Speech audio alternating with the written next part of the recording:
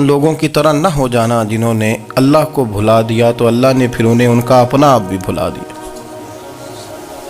انہیں اپنی بھی ہوش نہیں رہی، وہ ایسے مسائل میں گھر گئے، وہ ایسی آزمائشوں میں الجھ گئے، وہ ایسی دنیا داری کے اندر الجھے کہ انہیں اپنا بھی پتہ نہ چلا۔ اب تو ڈھونڈتا پھرتا ہوں اے اقبال اپنے ہی آپ کو، اب تو ڈھونڈتا پھرتا ہوں اے اقبال اپنے آپ کو، آپ ہی گویا مسافر آپ ہی منزل ہوں میں۔ جب انسان خدا فراموش ہوتا ہے تو خود فراموش ہو جاتا ہے۔ ہمارا بڑے زمانے سے تکیہ ہے، کبھی امریکہ پر، کبھی یورپ پر، کبھی برطانیہ پر، کبھی مالداروں پر، کبھی اسلحے والوں پر۔ اس کا نقصان یہ ہوا کہ اپنا کوئی وجود نہیں رہا، اپنا کوئی نظریہ نہیں رہا، اپنی کوئی سوچ نہیں رہی۔ ایسے محسوس ہوتا ہے کہ کوئی منشور نہیں، کوئی دستور نہیں، لگام منہ میں ہے اور اس کا سرا کسی کے ہاتھ میں ہے، وہ جدھر چاہتا ہے ہمیں گھما لیتا ہے۔ اللہ فرماتے ہیں یوں نہ ہو جانا کہ تم رب کو بھلا دو اور پھر تمہیں اپنا آپ بھی بھول جائے۔ اولئک ھم الفاسقون، فرمایا یہ وہ لوگ ہیں جو نافرمان ہیں اللہ کے، یہ نافرمان ہے۔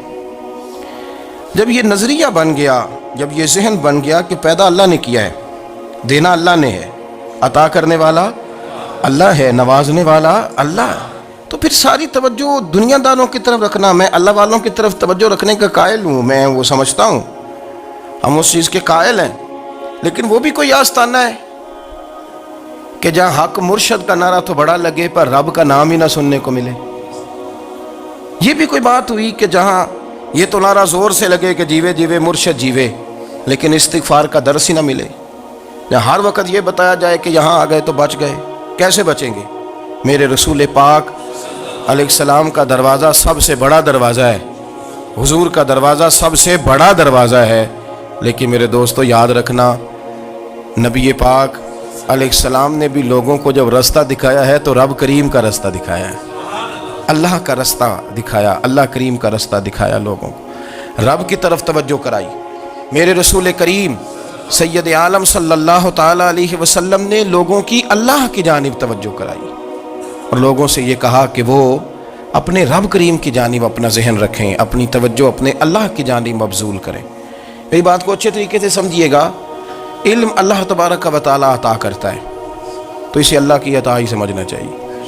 کچھ لوگوں کے پاس علم ہوتا ہے پر علم نافع نہیں ہوتا، وہ ٹامک ٹونجا مارتے رہتے ہیں ساری زندگی۔ علم کو اللہ کی عطا سمجھیں، اپنی عقل پر، اپنے شعور پر زیادہ بھروسہ نہ سمجھیں، نظر اللہ پہ رکھیں۔ حضرت مولا علی شیر خدا کرم اللہ تعالی وجہہ الکریم سے کسی نے پوچھا تھا بڑا عالم کون ہوتا ہے؟ ہمارے ہاں تو اب وہ والے عالم پائے جاتے ہیں نا، اللہ ماشاءاللہ، جو ممبر پہ بیٹھتے ہیں تو دعوے ہی دعوے، ممبر پہ بیٹھتے ہیں تو دعوے ہی دعوے، اس طرح کے عالم ہمارے ہاں پائے جاتے ہیں، وہ ہر بات میں دعویٰ کرتے ہیں، میں یہ کر دوں گا، میں وہ کر دوں گا۔ یہ مزاج علماء کا نہیں۔ حضرت علی المرتضیٰ سے کسی نے پوچھا بڑا عالم کون ہوتا ہے؟ فرمایا بڑا عالم وہ ہوتا ہے کہ جسے مسئلے کا پتہ نہ ہو تو وہ کہہ دے مجھے نہیں پتہ، میں پتہ کر کے بتاؤں گا، غلط بات بیان نہ کرے۔ امام مالک سے کسی نے کوئی مسئلہ پوچھا تو آپ فرمانے لگے مجھے اس سوال کا جواب نہیں آتا، ہمارے بزرگ سمجھاتے کیا ہے؟ وہ کہنے لگا آپ اتنے بڑے امام ہیں تو اس سوال کا جواب نہیں آتا۔ آپ فرمانے لگے اگر مجھے ہر سوال کا جواب آتا پھر تو میں خدا ہوتا، مجھے ہر سوال کا جواب نہیں آتا، مجھے تو اتنا آتا ہے جتنا میرے رب نے مجھے عطا کر دیا ہے۔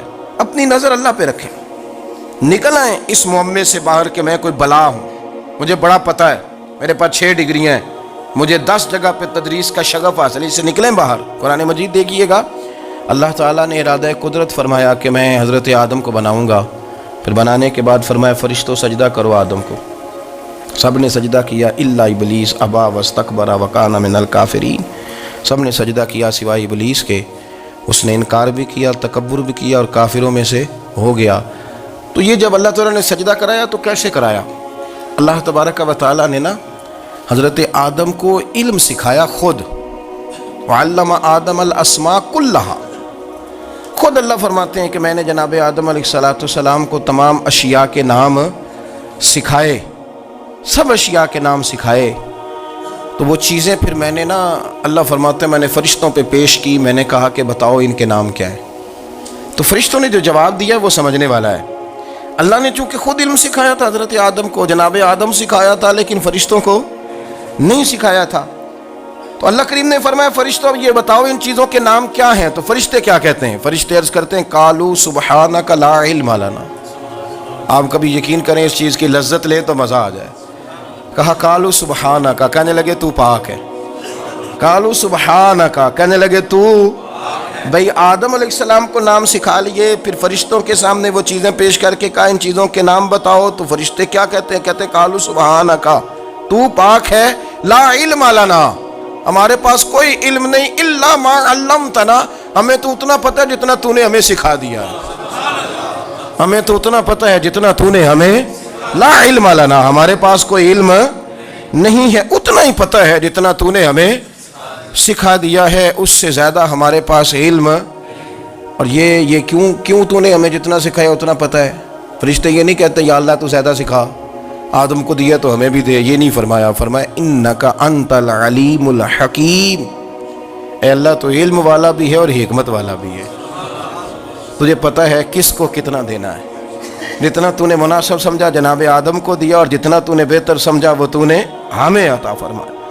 تو اگر آپ کے پاس علم ہے، کہیں نالج ہے، اس کو اللہ کی عطا سمجھے. ہمارے ہاں بہت سارے لوگ بن کے بیٹھ جاتے ہیں. میں اکثر کہتا ہوں کہ پھر وہ دعوے کرتے ہیں میرے علاقے والے جاہل ہیں، میرے شہر والے جاہل ہیں، میرے خاندان والے پڑھے نہیں. یہ آپ کا دعویٰ ہے، یہ آپ کو خراب کر دے گا. ہم نے بہت سارے ایسے لوگ دیکھے جو بہت بڑے عالم تھے، لیکن اللہ جب لینے پہ آیا تو عقل ہی لے گیا، شعور ہی چلا گیا، حافظے ختم ہو گئے. آپ دیکھتے ہیں بڑھاپے میں کچھ لوگ ایسے ہوتے ہیں کہ جن کو یہ بھی یاد نہیں رہتا کہ میرا نام کیا ہے، میں کہاں ہوں، مجھے کدھر جانا ہے. تو اس وقت سے اللہ کی پناہ مانگیں اور اپنی نظر اپنے رب کریم کی جانب رکھیں، اللہ کی جانب اپنی نظر کو مبذول رکھیں. دوسری بات، علم کے بعد ایک چیز آتی ہے جس کا نام ہے ہدایت، جس کا نام ہے تقوی، جس کا نام ہے پرہیزگاری، جس کا نام ہے عمل، عبادت، ریاضت. یہ بھی اسی وقت ہی نصیب ہوتی ہے جب میرا رب کریم نصیب فرما دیتا ہے. ہم نے نا نیکی کا اپنا اپنا سٹیٹس بنا لیا ہے، اپنا اپنا معیار بنا لیا ہے. کچھ لوگ کہتے ہیں کہ جناب مسجد میں سیمنٹ کا توڑا دینے سے بہتر ہے کسی غریب کو آٹے کا تھیلا دے دو. اب اس نے اپنا مزاج بنا لیا نا نیکی کا، اس نے اپنا سٹیٹس بنا لیا. میرا یہ سوال ہے کہ نبی پاک صلی اللہ تعالیٰ علیہ وسلم جب مدینہ شریف آئے تھے تو حضور نے سب سے پہلے غریبوں میں آٹا تقسیم کیا تھا کہ سب سے پہلے مسجد بنائی تھی؟ کیا عجیب لوگوں کا رنگ ہے، اپنی مرضی کی ہدایت، اپنی مرضی کا تقوی، اپنی مرضی کا معیار. مسجد کوئی بڑا چھوٹا خطیب بھی میری طرح کا ہو نا، تو وہ مسجد میں بیٹھ کے جب نبی پاک کی بات کرتا ہے تو کہتا ہے میرے رسول پاک غریبوں کا سہارا بن کے آئے. وہ غریبوں کی بات کرتا ہے، مسکینوں کی، لاچاروں کی، کمزوروں کی بات. تو مسجد ہی تو وہ ادارہ ہے جہاں سے غریبوں کی بات ہو رہی. تو اب لوگوں نے غریب کو اور مسجد کو لڑانا شروع کر دیا. اس کو لڑاؤ کہ مسجد میں پیسے دینے سے بہتر ہے آپ غریب کو آٹے کا تھیلا دے دیں. آپ یہ کیوں نہیں کہتے کہ مسجد میں بھی آپ توڑا دیں ایک سیمنٹ کا اور ساتھ غریب کو بھی خدمت کریں؟ یہ کیوں نہیں تقویٰ؟ اپنی اپنی مرضی کا مزاج، اپنی اپنی. کچھ لوگ کہتے ہیں چھوڑو جی، ساری زندگی انسان نماز پڑھتا رہے اور پھر گالیاں بھی دیتا رہے، بندہ داڑھی بھی رکھ لے اور جھوٹ بولنا بھی نہ چھوڑے. تو یہ آپ نے اپنے پاس سے تقوی کا معیار بنایا ہے. گالی دینے کا گناہ ہے اور داڑھی رکھنے کا ثواب ہے. تو اگر آپ داڑھی رکھے ہوئے ہیں اور آپ کوئی غلطی کر رہے ہیں تو اس سے آپ کی داڑھی کا ثواب ختم، اللہ کرے آپ کو سمجھ آئے میری بات. آپ کوئی غلطی کر رہے ہیں، داڑھی کا ثواب اس سے ختم، وہ اپنی جگہ پہ قائم ہے چیز. اپنی مرضی کا کیوں تقوی کا معیار بناتے ہیں؟ تقوی کا مزاج اپنی مرضی کا نہ بناؤ. اللہ کی بارگاہ سے دعا مانگو کہ یا اللہ ہمیں ہدایت کا نور عطا فرما، اللہ تو ہمیں رستہ دکھا، تو بتا کہ ہدایت کیا ہے. تو رب فرماتا ہے اللہ ولی الذین آمنوا، اللہ مومنوں کا مددگار ہے. یخرجہم من الظلمات الی النور، وہ انہیں اندھیروں سے نکالتا ہے اور نور کی طرف روشنی عطا فرماتا ہے. اندھیروں سے نور کی طرف اللہ لاتا ہے. اللہ ولی، اللہ مومنوں کا ولی ہے، وہ انہیں اندھیروں سے نور کی طرف نکالتا ہے. ہدایت ہمیشہ اللہ کی طرف سے سمجھے. جب وہ نماز کی توفیق دیتا ہے تو اپنے فضل سے دیتا ہے، جب وہ ذکر کی توفیق دیتا ہے تو اپنے فضل سے. ہم سمجھتے ہیں ہو جی فلانا نہیں پڑھ رہا بڑا بیوقوف ہے، فلانا نہیں پڑھ رہا، تو تم کیا اپنی عقل کے زور پہ پڑھ رہا ہے؟ میں جی اللہ کے فضل سے 2 سپارے پڑھتا ہوں تو کس پہ احسان کرتے تو 2 سپارے پڑھ کے رویا کر. اگر مالک تو بڑا قریب نہیں. بڑے لوگ ہیں جن کو پورا قرآن حفظ ہے پر انہیں پڑھنے کی توفیق نہیں. تو نے فضل کیا اور مجھے توفیق دے دی ہے پڑھنے. رویا کر, پڑھ کے رویا کر. راتی ساری کر زاری او نیند اکھاں تھی توندے تے فجرے اوہی گناہگار کہاون سب تو نیوے ہوندے. مہربانی کریں, ڈریں, نیکی کریں تو پھر ڈریں, پھر احساس پیدا کریں, پھر اپنے اندر وہ کمزوری لائیں کہ توبہ توبہ مجھے تو پتہ ہی نہیں, تو جانتا ہی نہیں. حضرت سیدنا امام اعظم ابو حنیفہ رحمۃ اللہ تعالی علیہ کے ساتھ ایک شخص کہتا میں نے نماز پڑھی تو عشاء کی نماز تھی. یہ جو لوگ بڑے ہوتے ہیں نا, جن کے پیار کرنے والے بڑے ہوتے ہیں, ان کے گرد خوف بھی بڑا ہی ہوتا ہے, انہیں بڑا ڈر لگتا ہے, بڑی بعض اوقات آزمائش ہوتی ہے ان کی. عشاء کی نماز کہتے پڑھی تو امام صاحب نے نا عشاء کی نماز میں تلاوت کی آیتیں فَمَن يَعْمَلْ مِثْقَالَ ذَرَّةٍ خَيْرًا يَرَهُ وَمَن يَعْمَلْ مِثْقَالَ ذَرَّةٍ شَرًّا يَرَهُ. فرمایا جو ذرہ برابر خیر کرے گا وہ بھی قیامت میں دیکھے گا, اور جو ذرہ برابر شر کرے گا وہ بھی قیامت میں اس شر کو دیکھے گا, اس کے سامنے آئے گا. تو وہ شخص کہتا ہے کہ سارے لوگ نماز پڑھ کے چلے گئے تو امام صاحب رحمۃ اللہ علیہ نے اپنی داڑھی پکڑی, رو رہے ہیں. کہتے ہیں وہ ذرہ برابر نیکی کا بدلہ دینے والے, وہ ذرہ برابر شر پہ سزا دینے والے میری سفید داڑھی کو دیکھ. مالک میرے ذرے ذرے سامنے نہ لانا, لوگ تو میری بڑی قدر کرتے ہیں دنیا, میں تو بڑا پہچانا جاتا ہوں, لوگ تو میری راہوں میں پھول لیے کھڑے ہوتے ہیں, مجھے بڑا نوازتے ہیں. قیامت میں رسوا نہ کر دینا, میرے لیے مشکل ہو جائے گی. وہ کہتے ہیں میں نے امام صاحب کا درد دیکھا, مجھے کوئی کام تھا تو میں چلا گیا. میں نے کہا کہ وہ اس وقت اللہ کے حضور حاضر ہیں تو میں دوبارہ آؤں گا. کہتے ہیں میں تہجد کے وقت آیا تو امام صاحب وہیں بیٹھے تھے اور ان کی داڑھی آنسوؤں سے بھری ہوئی تھی اور زور سے داڑھی پکڑی ہوئی. کہنے لگے مالک رسوا نہ کر دیں, قیامت میں رسوا نہ کر دیں. یار جو ہدایت یافتہ لوگ تھے وہ تو ڈرے ہوئے تھے, وہ تو سہمے ہوئے تھے, وہ تو کہتے تھے یہ اس کا فضل نہیں, اس نے بلا لیا, یہ اس کا کرم نہیں. حضرت باعزید بستامی کسی کافر کو دیکھتے تو رو پڑتے, کہتے مالک تو کتنا قریب ہے, یہ بے ایمان رہ گیا, تو نے اپنے فضل سے مجھے اپنے نبی کا غلام بنا لیا. وہ رو پڑتے. یہاں تو لوگوں کا دعویٰ ہی بڑا ہے. نمازی اللہ خیر فرمائے وہ تو دوسروں کو گھورتا ہے, وہ کہتا ہے جنت کا میں مالک کو کنجیاں میرے پاس ہیں, میں کسی اور کو گھسنے نہیں دوں گا. اور اگر 2-3 حج کر لے تو پھر تو وہ کہتا ہے کہ اب میرے سے پوچھ کے لوگ جنت میں جائیں گے معاذ اللہ.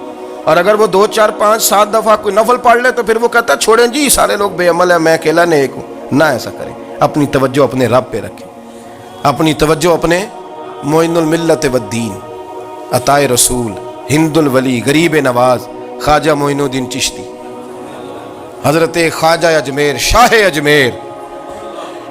اجمیر والی ہندوستان.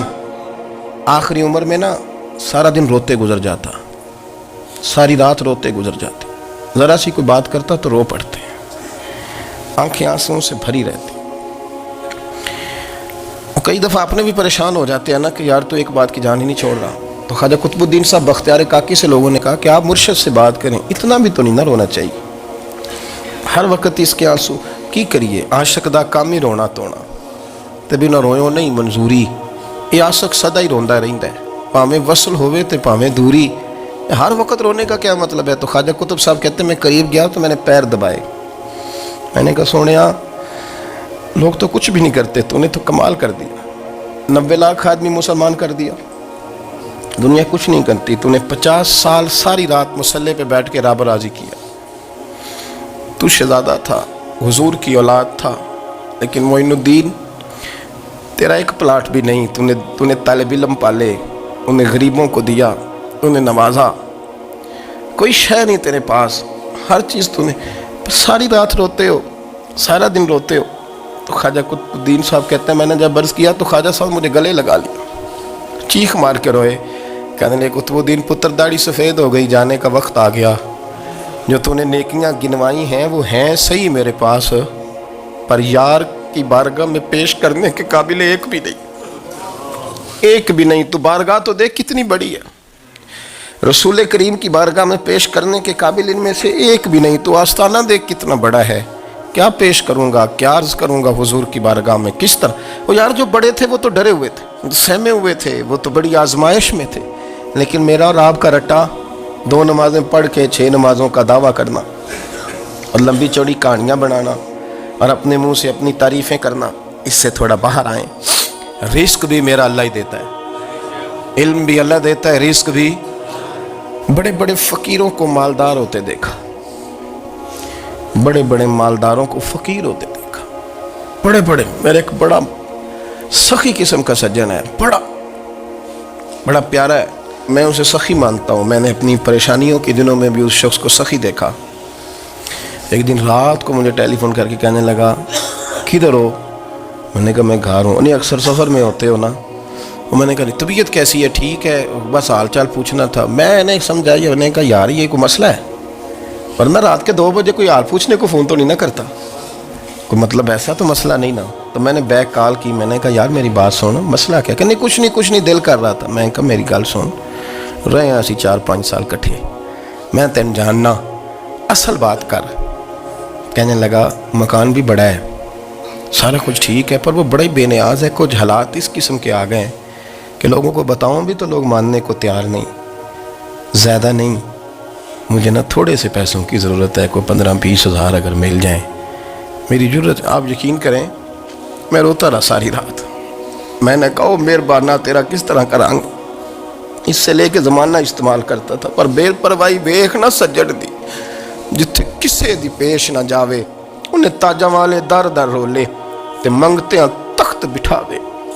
سجنا کسے نو کارا مل دئی، کوئی کعبےوں خالی آوے، واللہ خیر الرازقین، وہ کہتے تو دائیں بائیں نہ جا، رزق تو تجھے میں دوں گا، میں ہوں بہتر رزق دینے والا۔ بڑے بڑے بادشاہ، بڑے بڑے شہنشاہ، بڑے بڑے لوگ، ہاتھوں میں کاسے، فقیریاں۔ ام ربیعہ کہا کرتی تھیں، بڑی نیک اور صالح خاتون تھیں، وہ کہتی ہیں کہ میں نا بڑے امیر آدمی کی بیوی تھی، اپنے شوہر کے ساتھ چھت پہ بیٹھی تھی تو نیچے فقیر مانگنے والا آیا، اس نے بڑے درد سے صدا کی تو میں نے اپنے شوہر سے کہا کچھ دینے کا دفع کر، ان لوگوں نے دھندا بنایا ہوا ہے۔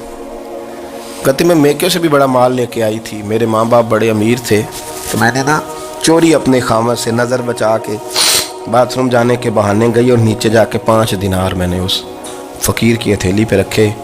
کہتے اس نے 5 دینار دیکھے، پھر میری طرف دیکھا تو میں نے اس کی آنکھوں میں آنسو چمکتے دیکھے۔ کہنے لگے بی بی رب تیرا بھلا کرے، میں 3 دنوں کا بھوکا ہوں۔ کہ وہ چلا گیا، میں گھر آ گئی، جب باہر آئی تو میرا شوہر کہنے لگا تو اتنی اب اتنی تو تیز ہو گئی ہے اور تو اتنی خود مختار ہو گئی ہے، میرے بغیر پوچھے مال خرچ کرے گی، جا تجھے 3 طلاقیں۔ کہتی میں بالدار اور وزادار باپ کی بیٹی تھی، طلاق لے کے گھر آئی تو میرا باپ ٹوٹ گیا، چارپائی پہ چلا گیا، اوہو یہ کیا بن گیا۔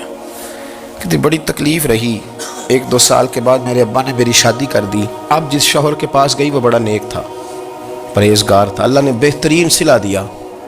کتنی چھت پہ بیٹھی تھی، دروازے پہ فقیر آیا، میں نے شوہر سے کہا کچھ دے دوں؟ کہنے لگا 5 نہ دینا، 15 دینا، 20 دینا، میں فقیر ہوں، میں نے فقر سے دولت دیکھی ہے، اسے خالی نہ لوٹانا۔ کہتی ہے کہ میں نیچے گئی اور جب میں نے اس کی طرف دینار بڑھائے تو میری چیخ نکلی، پیسے پھینک کے میں بے ہوش ہو کے گری۔ میرا شوہر نے آ کے اٹھایا، اندر لے گیا، پانی منہ پہ چھڑکا، کہنے لگا تجھے کیا ہوا؟ کہنے لگی یہ جو مانگنے آیا یہ میرا پہلا شوہر تھا، وہی تھا جو کہتا تھا کہ تو 5 دینار دے آئیے، جا تجھے 3 طلاقیں۔ پڑھو نا حدیث پاک، میرے نبی پاک علیہ السلام نے فرمایا ایک بندہ گنجا تھا، گنجا، کوئی ترتیب آگے پیچھے ہو جائے تو مفہوم کے لحاظ سے، لیکن میں مفہوم اس کا واضح کرتا ہوں، ایک گنجا تھا، کوئی شے نہیں تھی، سر پہ بال بھی نہیں تھے، رویا کرتا تھا۔ اللہ تعالیٰ نے فرشتے کو بھیجا، تجھے کیا چاہیے؟ تو کہنے لگا بال آ جائیں اور تھوڑا مال آ جائے۔ فرشتے نے ہاتھ پھیرا تو بال بھی آ گئے تو بکریاں بھی آ گئیں، لائنیں لگ گئیں، مال ہی مال ہو گئی۔ دوسرے کے پاس گیا، وہ کوڑا تھا، اس کو جا کے کہا کیا چاہیے؟ کہنے لگا شفا ہو جائے اور کچھ اللہ تعالیٰ آسانی کر دے۔ شفا بھی ہو گئی، گائیں بھی دے دی، بھینسیں بھی دے دی، مال ہی مال ہو گئی۔ پھر ایک کے پاس گیا، وہ اندھا تھا، تجھے کیا چاہیے؟ اس نے کہا آنکھیں مل جائیں اور کچھ ساتھ اللہ مال دے دے۔ اونٹ ہی اونٹ ہو گئے۔ جب بڑا نواز دیا تو پھر مالک نے امتحان لینے کا ارادہ کیا، یاری تیری سونا ہے پر آزمائشاں بھی تیریاں اگ، آزمائشاں تیریاں، صحیح کہہ رہا ہوں، آزمائشاں تیریاں، یاری تیری سونا ہے پر آزمائشاں تیریاں، اے سونا پرکھیا جامدائی پہلو نہ لگاں دے لگ، اللہ نے فرمایا آزمائش کرو. سب سے پہلے گنجے کے پاس آئے, اسے کہا اللہ کے رستے میں کچھ دے. کہنے لگا میرے خرچے ہی بڑے ہیں, دیکھو تو صحیح کتنی مشکل میں وقت گزارتا ہوں, حال ہی کوئی نہیں. تو اس نے کہا میں نے تو سنا ہے تو گنجا اور بھوکا ننگا تھا. کہنے لگا میں تو جدی پشتی رئیس اعظم ہوں, تو یہ کس پاگل نے کہا ہے بھاگ جا. اس نے کہا اچھا جیسے تو تھا ویسے ہی ہو جائے. کھیت کھلیان اجڑ گئے, پھر سے گنجا ہو گیا. حضور علیہ السلام فرمانے لگے, پھر وہ اس کے پاس گیا جو کوڑا تھا, اسے کہا کچھ دے. کہنے لگا خرچے ہی بڑے. اب پوچھ لیں کسی امیر آدمی سے, کہے گا چکی کے نیچے ہاتھ ہے میرا, میرے سے زیادہ تو پریشان بندہ ہی کوئی نہیں. کیا بتاؤں آپ کو, اتنا ٹیکس ہے, اتنا جرمانہ ہے, فلانی شے, بڑا کچھ گنواتے ہیں لوگ. اس نے کہا میں نے تو سنا تو پہلے کوڑا تھا. اس نے کہا جا دوڑ جا, میں تو رئیس اعظم ہوں, دادا بھی پردادا بھی اور ساری نسل ہی. اس نے کہا اچھا جیسے تو تھا ویسے ہی ہو جائے. پھر وہ گیا اندھے کے پاس اور جا کے کہا اللہ کے نام پہ کچھ دے. تو کہنے لگا رب کے نام پہ, یہ کھڑے ہیں اونٹ جتنے تیرے دل کرے لے جا. اس نے کہا کیا معنی اس بات کا. کہنے لگا یار تجھے کیا بتاؤں, میں تو اندھا تھا, میں نے تو کبھی دنیا دیکھی نہیں تھی. پھر اس کریم نے فضل کیا تو مجھے بڑا کچھ دکھایا. میں کیا بتاؤں, میرا دل کر رہا ہے کہہ دوں کہ پھر اس نے کعبہ دکھایا, پھر اس نے روضہ رسول دکھایا, پھر اس نے ریاض الجنہ کے سجدے دکھائے, پھر اس نے اپنے محبوب کے دروازے کی رونقیں دکھائیں. اس نے بڑا کچھ دیا, اس نے بڑا نوازا. میرے پاس تو شاید میں بدکار پرانا خادم, کسے در ملی نہ ٹوئی. واصف یار نے نظر جو کی تھی پھر واصف ہی ہوئی. یہ تو اس کا کرم ہوا. تو یہ وہ کہنے لگا تو اللہ کے نام پہ جان مانگ, میں وہ بھی دینے کو تیار. میرے پاس تو شے ہی کوئی نہیں تھی, مجھے تو اپنا پتہ ہے, میں تو کوئی شے نہیں تھا, کچھ نہیں تھا میرے پاس. یہ تو ان کا کرم ہے کہ رخ ان کا ادھر ہے, اور مختصر سی میری کہانی ہے, یہ جو بھی ہے ان کی مہربانی ہے. تو وہ کہنے لگا میں بھی کچھ لینے نہیں آیا تھا, تیری آزمائش ہی کرنے آیا تھا. تیری عزتیں بھی سلامت رہیں گی, تیرا مال بھی سلامت رہے گا, تیری شفا بھی. اپنی زندگی میں کبھی بھی اللہ کی بارگاہ سے توجہ ادھر ادھر نہ کریں, چھوڑیں لوگ کیا کر رہے ہیں, دنیا کیا کہہ رہی. کبھی بھی اپنی توجہ دائیں. ہمارا یہ مسئلہ بن گیا کہ ہماری سیاست ہے, ہماری دنیا داری ہے, ہم بندوں کو راضی کرنا چاہتے ہیں. ہم دیکھتے ہیں کون کس طرح, اور آپ یقین کریں آپ تھک جائیں گے, بندے راضی نہیں ہوں گے, وہ نہیں راضی ہوتے. آپ ان کو منا کے لائیں گے تو ادھر والے نکل جائیں گے, ادھر کو منائیں گے تو ادھر والے نکل جائیں گے. اس چکر سے باہر آئیں, اس رب کو راضی کریں جو فرماتا ہے ان الذین آمنوا وعملوا الصالحات سیجعل لهم الرحمن ودا. فرمایا تو ایمان لانے کے بعد نیک عمل کر, میں لوگوں کے دلوں میں تیری محبت پیدا کر دوں. رحمان لوگوں کے دلوں میں محبت ڈال دے گا, اللہ لوگوں کے دلوں میں. اپنی نظر ہمیشہ اپنے رب پہ رکھیں. اتنی لمبی چوڑی دنیا داروں سے امیدیں نہ وابستہ کریں. میں نے دیکھا ہے لوگ کا سلیسی کرتے ہیں, کبھی اس کے دروازے پہ کبھی اس کے دروازے پہ. ان چکروں سے باہر آئیں اور اپنے رب کی بارگاہ کی طرف توجہ کریں. استغفار شوق سے پڑھا کریں, اور اکیلے میں نہ, اکیلے میں. حضرت رئیس المتکلمین مولانا نقی علی خان صاحب رحمۃ اللہ نے لکھا ہے کہ فرعون 500 سال حکومت کر گیا. یہاں تو 5 سال کی حکومت کی پیر لڑکھڑاتے ہیں, 500 سال. فرماتے اصل وجہ یہ تھی کہ دنیا جب سو جاتی تھی نا تو اوپر چادر لے کے تو مصلے پہ بیٹھ جاتا تھا, اور ہاتھ باندھ کے کہتا تھا رب تو ہی ہے, میرا پردہ نہ کھولنا, مالک تو ہی ہے, کرم نوازی کرنا, میری پکڑ نہ کرنا. وہ بے ایمان ہو کے اگر 500 سال ہاتھ باندھے تو گزارا کر لیتا ہے, تو ایماندار ہے. پر مسئلہ یہ ہے کہ تو رات کو بکل مار کے ہاتھ نہیں نہ باندھتا, تو منت نہیں کرتا, تو استغفار نہیں کرتا. توبہ کریں تو بچے رہیں. وہ اتنی لمبی حکومت کر گیا چونکہ رات کو کہتا تھا مالک رب تو ہی ہے, لیکن مہربانی فرما, میری پکڑ نہ فرما, تو اللہ نے تو اس کو مہلت دے دی.